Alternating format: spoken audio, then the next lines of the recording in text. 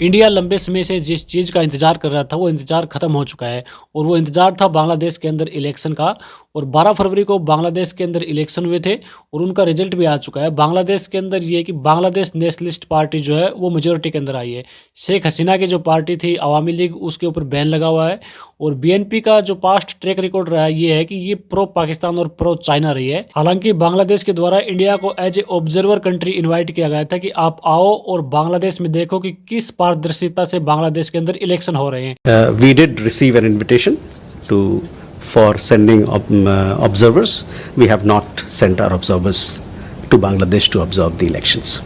लेकिन इंडिया ने as a observer भी पार्टिसिपेट करने से मना कर दिया था, क्योंकि इंडिया का शुरू से ही ये स्टैंड था कि इंडिया का जो है कि बांग्लादेश की इंटरनल पॉलिटिक्स के अंदर कोई दखलंदाजी नहीं है। अभी तक ये था कि इंडिया वेट एंड वॉच की सिचुएशन में था, क्योंकि बांग्लादेश के अंदर कोई इलेक्टेड गवर्नमेंट नहीं थी। मोहम्मद यूनुस को इलेक्टेड प्राइम मिनिस्टर नहीं था, वो एक केयर टेकर था, एडवाइजर था गवर्नमेंट का। तो अभी इंडिया और बांग्लादेश के रिलेशन किस डायरेक्शन में जाएंगे, ये देखना होगा। और कुछ लोगों का ये मानना है कि मानना नहीं बल्कि इसमें सच्चाई भी है कि बीएनपी जो पार्टी मेजोरिटी के अंदर आई है, वो प्रो पाकिस्तान रही है। लेकिन दूसरी चीज़ यहाँ पे ये भी देखना होगा कि उस टाइम खालिद खलीदा जो जिया है, वो इस बीएनपी की लीडर थी और अभी उनका जो बेटा है, वो इस पार्टी का एक पढ़ा लिखा इंसान है, वो इस पार्टी का लीडर बना है। और वो क्या बांग्लादेश के भविष्य को ध्यान में रखते हुए इंडिया के साथ रिलेशन सुधारेगा या और ज़्यादा ख़राब करेगा, ये देखना होगा। आपका इसके बारे में क्या सोचना है, कमेंट सेक्शन में ज़रूर बताएं। And do subscribe to geo politics 365। जय हिंद।